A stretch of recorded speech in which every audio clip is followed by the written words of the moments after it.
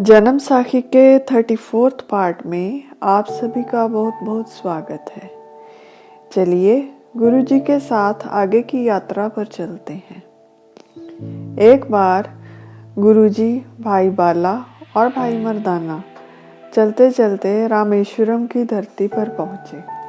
वहां एक वीरान स्थान पर छाया में बैठ गए तो बहुत तेज लाल पीले रंग की आंधी चलने लगी। आंधी इतनी तेज थी कि वृक्ष उड़ने लगे, धूल मिट्टी आकाश तक पहुंच गई। इतना अंधेरा छा गया कि अपना ही हाथ नजर नहीं आ रहा था। डर के मारे भाई मर्दाना मुंह ढककर लेट गए और गुरुजी से कहा, हम तो बहुत उजाड़ में आ गए हैं। गुरुजी ने पूछा, मर्दाना तुम इतना क्यों डर रहे हो? तुम्हारे समीप कुछ भी नहीं आएगा। भाई मर्दाना बोले, मुझे आज जितनी ठंड कभी भी नहीं लगी। यह आंधी तो मेरी जान लेकर रहेगी। तो गुरुजी ने उन्हें वाहिगुरु का सिमरन करने के लिए कहा। फिर आंधी खत्म हो गई और एक भयानक दैत्य प्रकट हुआ जो इतना बड़ा था मानो उसका सिर आकाश में और पैर पाताल में है। लंबे लंबे दांत, नाक और कान जैसे गहरे अंधेरे कुएं हों। अब भाई मर्दाना बोले, आंधी से तो बच गए, पर अब इस बला से नहीं बच पाएंगे। गुरुजी ने फिर वाहिगुरु सिमरन करने को कहा। फिर उस राक्षस ने अग्नि का रूप धार लिया और चारों तरफ आग और धुआं उठने लगा। भाई मर्दाना डरते हुए मुंह ढककर पड़े रहे। फिर उस राक्षस ने अग्नि का वेश त्याग कर काली घटाओं का रूप धारण कर लिया और ओले बरसाए, परंतु बर्फ के गोले गुरुजी से दूर रहे और उन्हें छू भी नहीं पाए।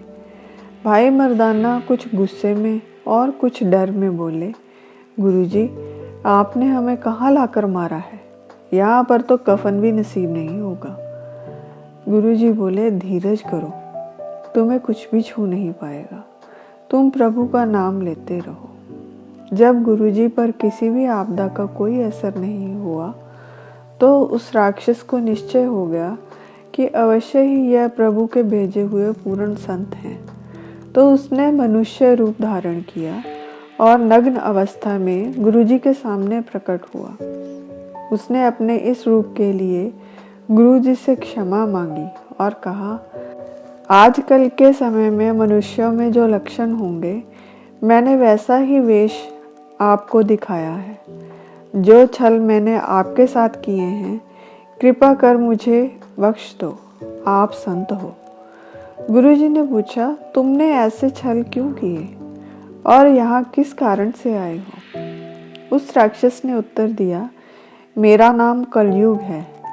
मैंने आपकी परीक्षा लेने के लिए ही यह छल किए थे और आपके दर्शनों के लिए आया हूँ। इस समय सब तरफ मेरी सरदारी है।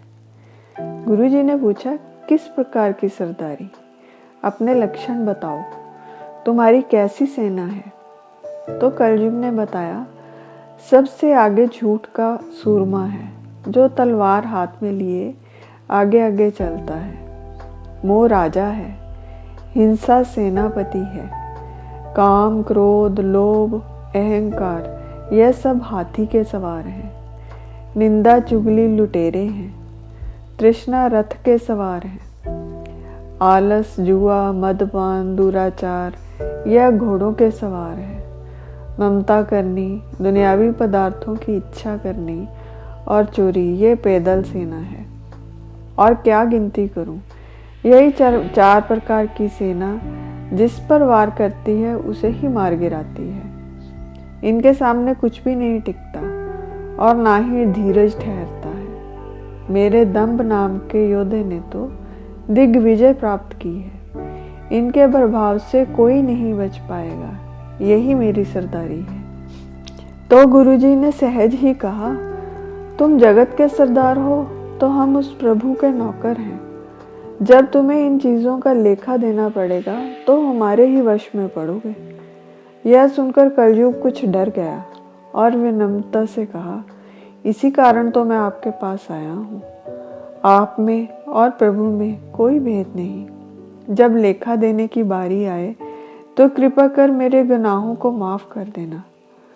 गुरुजी ने गुनाह माफ करने के लिए हामी भर दी।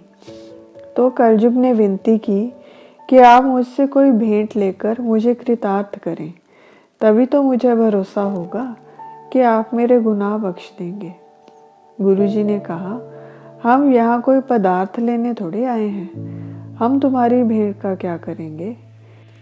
कलयुग ने अपनी शंका जताई, तो मेरी संतुष्टि कैसे होगी। गुरुजी ने पूछा, बताओ तुम्हारे पास कौन सी भेंट है।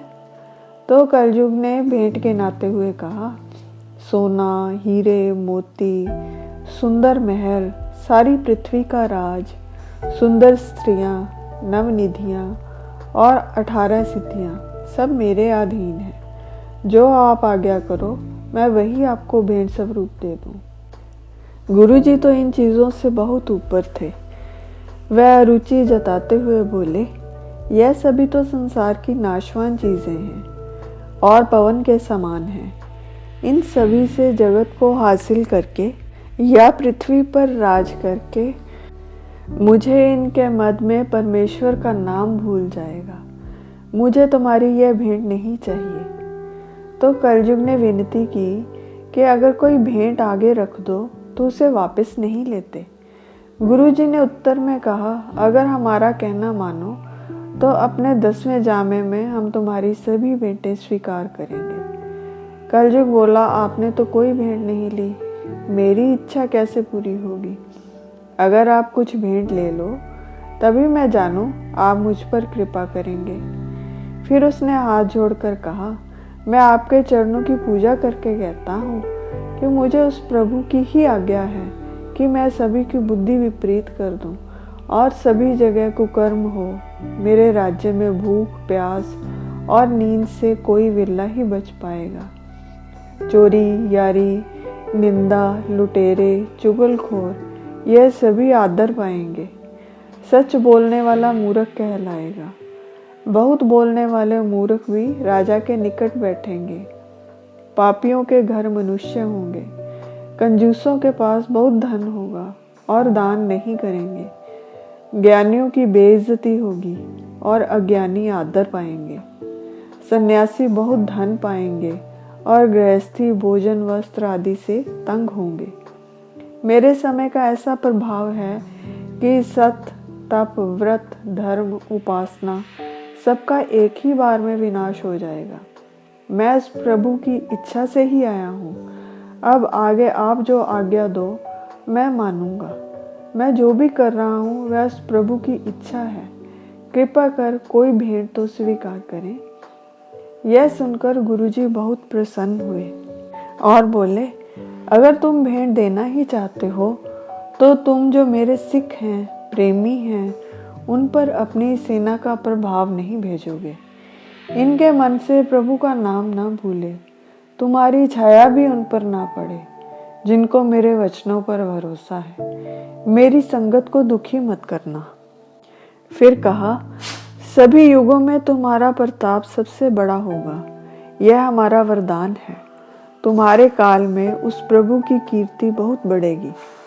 1,00,000 वर्ष सतयुग में, 10,000 वर्ष त्रेते में, 1000 वर्ष द्वापर में प्रभु प्राप्ति का यत्न करने पर जो फल प्राप्त होता था, तुम्हारे समय में अल्पकाल यत्न करने पर ही सब सुख मिल जाएंगे। जो प्रेम से प्रभु को याद करेंगे वह तत्काल ही विषय विकारों के इस सागर को पार कर लेंगे। जो भेंट तुम हमें अब दे रहे हो वह हम अपने चौथे जामे में ले लेंगे। तो कलयुग बहुत प्रसन्न हुआ। उसने गुरुजी से कहा, आपने सभी युगों से मेरा राज अधिक किया है। आपने जैसे आज्ञा की है वैसे ही मैं आपकी संगत के पास भी नहीं जाऊंगा। यह मेरा वचन है और बाहर उनके जूतों में बैठा रहूंगा। जब प्रसाद बटेगा तभी अपने प्रसाद के लिए जाऊंगा और किसी झूठे, दंभी, अभिमानी को छोड़ूंगा नहीं। गुरुजी प्रसन्नता पूर्वक कहने लगे, हे कलयुग, पिछले युगों में बहुत जप तप करते थे परंतु कोई फल नहीं मिलता था। तुम्हारे राज में एक घड़ी सिमरन से ही मुक्ति मिल जाएगी। इसके पश्चात कलयुग ने गुरुजी को नमन किया और संसार में अपना प्रभाव जमाने चला गया। आज के लिए बस इतना ही। फिर मिलेंगे एक नई साखी के साथ। तब तक के लिए विदा। अनजाने में हुई किसी भी भूल के लिए हृदय से क्षमा। और मेरी इस वीडियो को देखने के लिए आप सभी का बहुत बहुत धन्यवाद।